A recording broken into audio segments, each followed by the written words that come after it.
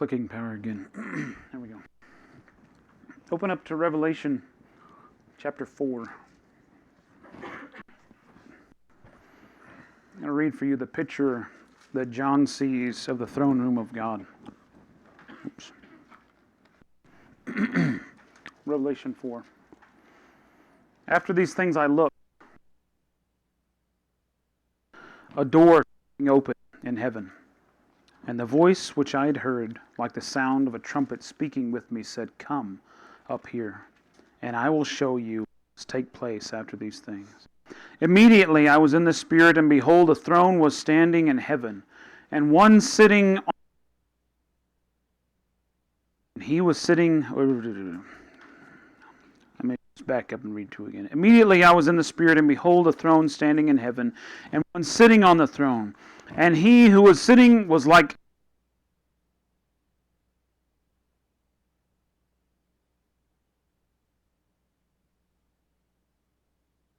On the throne were 24 thrones. Upon the thrones I saw 24 elders sitting, clothed in white garments and golden crowns on their heads. Out from the throne came flashes of lightning and sounds and peals of thunder. And there were 7 lamps of burning fire burning before the throne, which are the 7 spirits of God. Before the throne were 7... Before the throne there were something like a sea of glass, like crystal, and in the center and around the throne 4 living creatures full of eyes in front and behind. The first creature was like a lion, and the second creature like a calf, and the third creature had the face of that of a man, and the fourth creature was like a flying eagle. And the 4 living creatures, each one of them having 6 wings, were all full of eyes around and within, and day and night they never stopped to say, "Holy, holy, holy is the Lord God, the Almighty, who was and who is to come." And when the living creatures give glory and honor and thanks to him who sits on the throne, to him who lives forever and ever, the 24 elders will fall down before him who sits on the throne and worship him who lives forever and ever, and will cast their crowns before the throne, saying, "Worthy are you, our Lord and our God, to receive glory and honor and power. For you created all things, and because of your will they existed and were created." We're going to start a series today about worship.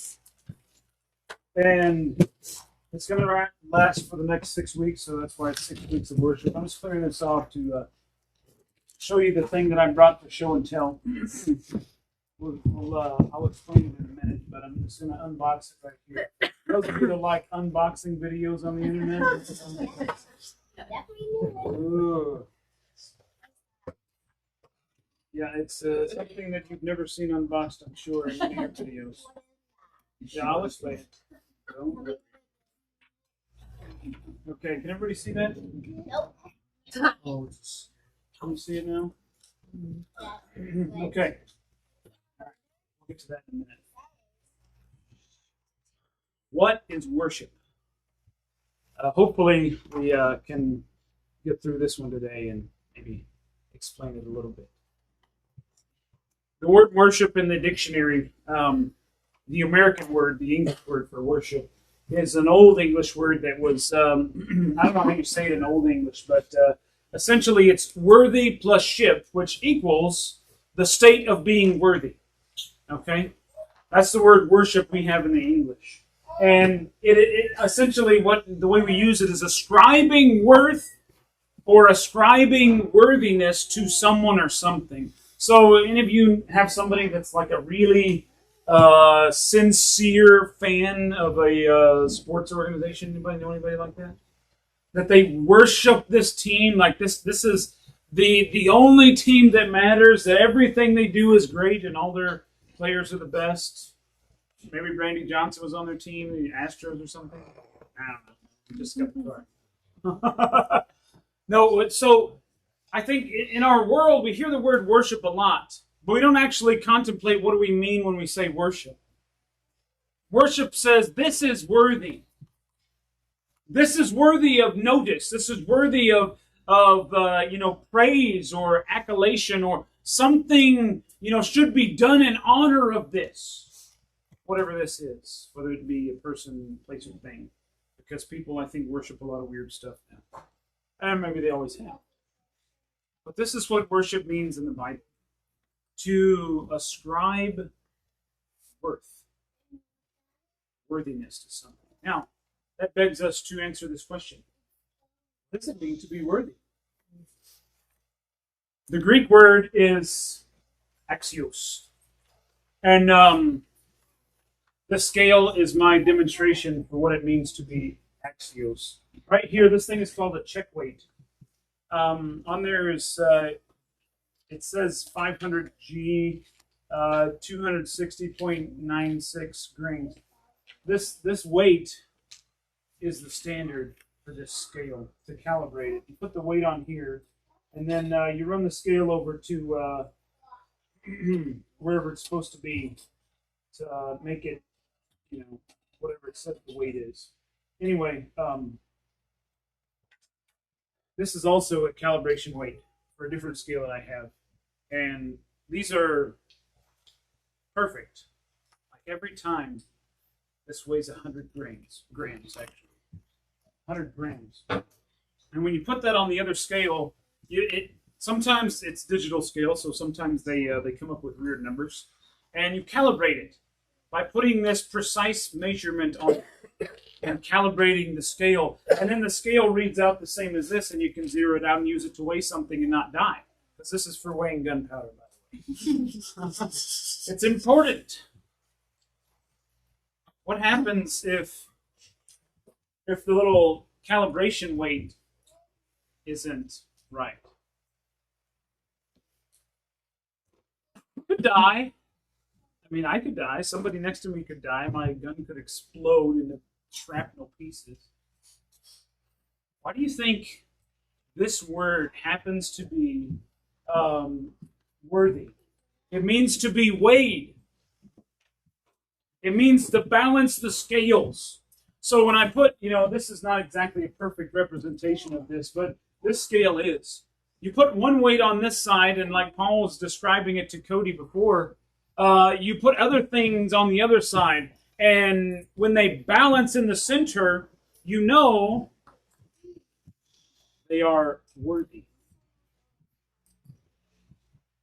Because it balances with the standard. Why do you think this word's used? Like if I'm going to be worthy, if God deems me worthy, what's sitting on the other side of the scale? God is. And here's the problem. Maybe not the problem, but the something that we have to realize, okay? Because only God can be worthy. If this is sitting on the scale, it doesn't matter.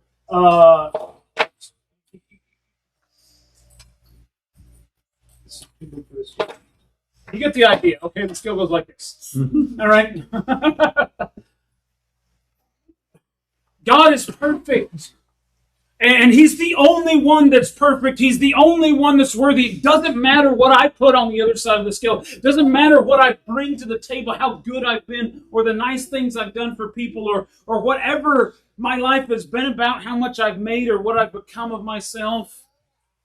I'll never be able to balance the scale when God's on the other side. I'll never be worthy. And no one else will. It doesn't matter who they are, what they've done. Only God is worthy.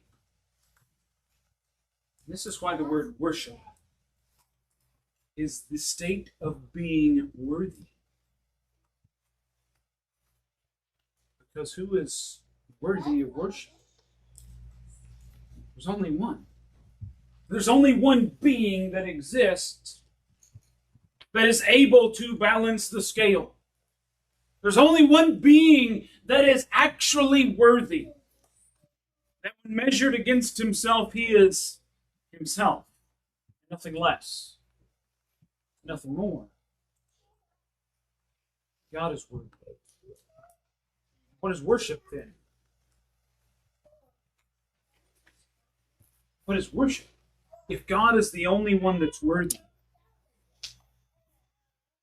See, worship doesn't belong to anything else. When you see the picture in heaven, the picture that John sees, revealed by Jesus, worthy are you. This is what the elders and the strange beasts flying around the throne are saying. Worthy are you, our God, to receive glory and honor and power. For you created all things, and because of your will they existed and were created. Nothing else can say that. No one else is worthy. No one else can stand in God's place. No one else can be God. Worship is simply me confessing what God already knows about God. You guys know what the word confess means? The biblical word is a two-part word. Homo legeo, which homo means the same. You guys familiar with that? Legeo means to speak. You're speaking the same thing. I'm confessing. When I confess, biblical confession, the concept of confessing is telling God something He already knows. And when I worship, what I'm doing is I'm telling God He's worthy. God is worthy. And my worship says that I acknowledge God is worthy, and that's it. It doesn't make God worthy because I worship God. God is worthy, and His worthiness demands my acknowledgement. If I don't acknowledge God's worthiness, if I don't worship God, it doesn't say anything about God. What it says is something about me. That I don't know who I am. I don't know who God is. Because this confession is saying what God already knows about God. He knows that He's worthy. He knows that He balances the scale of all that is good and all that is right and all that is noble and worthy. And it's my job as a human being, as His creation, to recognize His worth and to ascribe to Him honor and glory and worthiness because He is worthy. The more I say worthy, the stranger it sounds. Let's keep going. When we worship, we're just confessing to God. We're confessing that God alone is worthy and we are humbly beneath Him. Worship is just an acknowledgement of who God is and a recognition of who I am. I think we think too much about the method and mode of worship and not about what actually worship is. And that's what the next 6 weeks we're going to talk about more of what worship is and how we worship. Worship in its very essence is acknowledging God for who God is. That He alone is worthy. That we are not worthy. I mean, can you imagine walking and standing before God and trying to be on the same level as God? Trying to look God in the eye and, doing one of these. Like, yeah, we're about the same height. Ever do that? You see kids do that. They stand back to back and they're trying to see who's taller and keep tippy-toeing up to see. Imagine doing that with God. Like that's what we do when we're not worshiping, when we don't acknowledge God for who He is. We're saying, well, I'm worthy. And all of modern thought says you're worthy. That's the world we live in. It's the world that says you are worthy.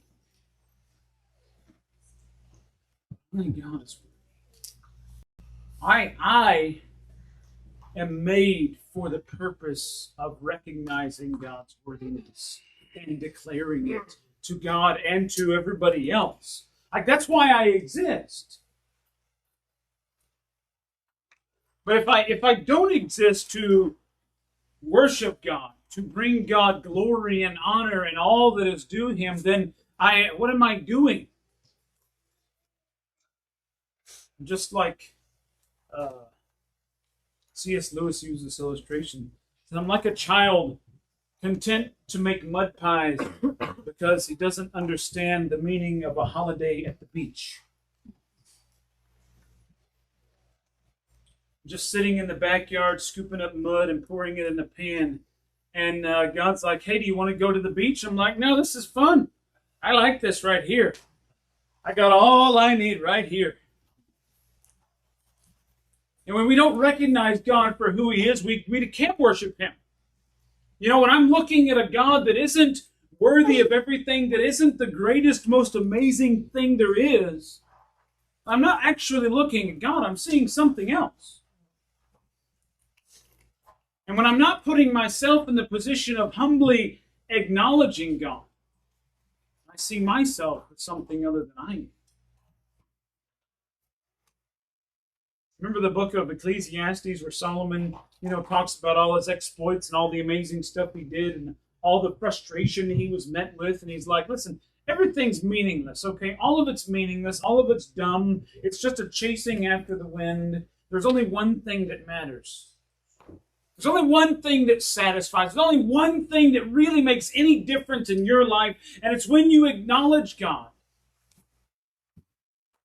When you serve Him, keep His commandments. That's it. This is the entire duty of man. What do you think He's saying? Obviously, we do other things. But the core of who we are and why we're here, the most important thing is that we acknowledge God for who He is, and that we do our best to tell Him with our lives, with our actions, with our words, with everything that we are, that He's worthy. To humble ourselves before Him.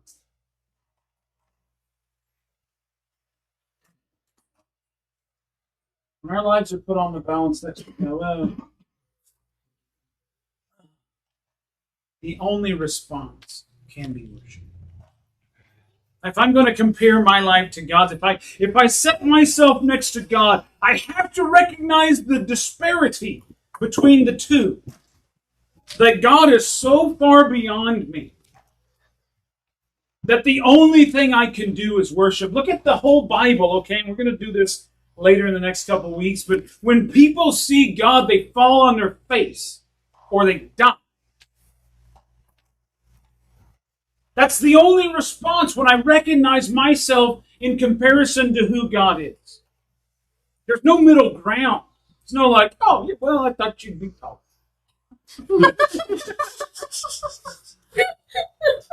Nobody's walking into heaven thinking that about God. Everyone's going to walk in and their jaw's going to hit the floor and their face is going to follow. Because God isn't like us. He's nothing like us. He's so far separated and beyond, there's no comparison. And if I don't recognize God for who God is, I don't see God. I see something else. Now I may think that I'm worshiping God. But if I'm not seeing Him for who He is, then I'm worshiping something else. I'm going to leave you with this. Turn to Psalms 29. This is one of those, really goosebumpy type songs when you read this.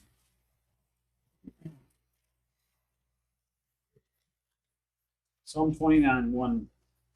Ascribe to the Lord, O sons of the mighty. Ascribe to the Lord glory and strength. Ascribe to the Lord the glory that is due His name. Worship the Lord in holy array. The voice of the Lord is upon the waters. The God of glory thunders. The voice of the Lord is powerful. The voice of the Lord is majestic. The voice of the Lord breaks the cedars. Yes, the Lord breaks in pieces the cedars of Lebanon. He makes Lebanon skip like a calf and Syrian like a wild ox. The voice of the Lord hews out flames of fire. The voice of the Lord shakes the wilderness. The Lord shakes the wilderness of Kadesh. The voice of the Lord makes the deer to calve and strips the forest bare. And in His temple, everything says glory.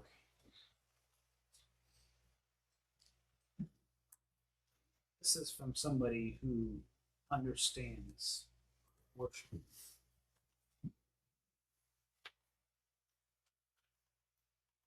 Just some musings about the voice of God. But it's the voice of God that created the universe. He just spoke it into being.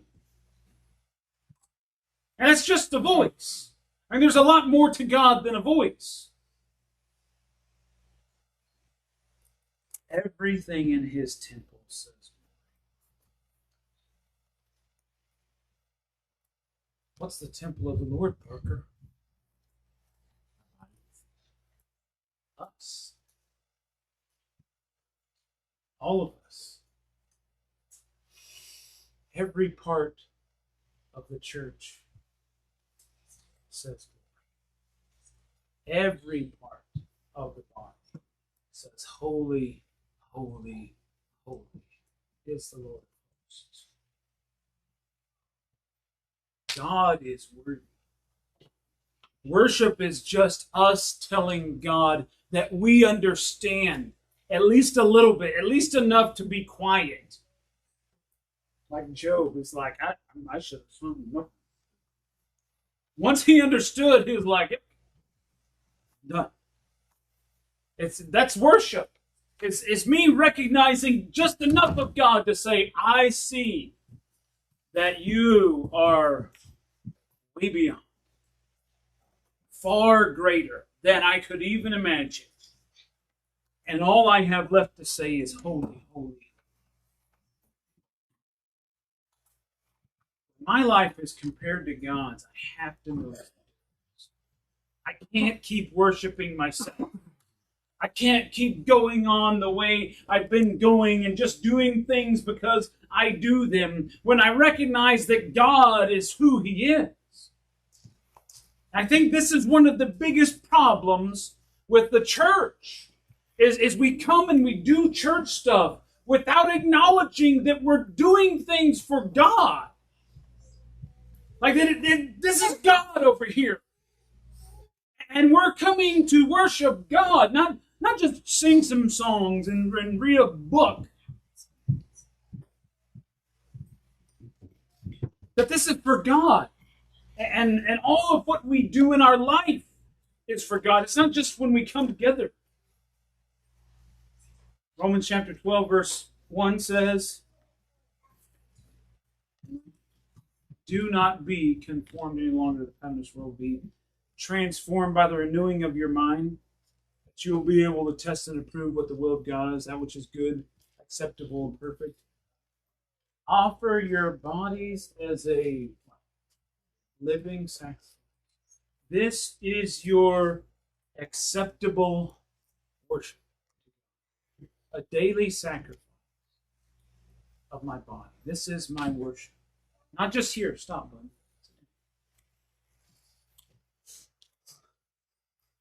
You didn't know I was a hypnotist.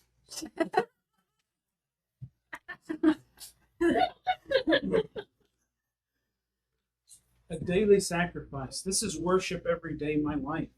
All that I do. If I'm not recognizing God is on the other side of the balance of my life every day, I might be prompted or tempted to just do what I want to do.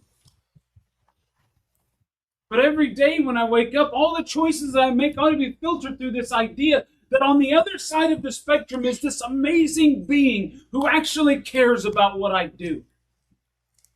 And cares about who I am and the person that I become and the way that I interact with other people. And my life is supposed to be worship. Something that declares that God is. So, let's take a break and we'll have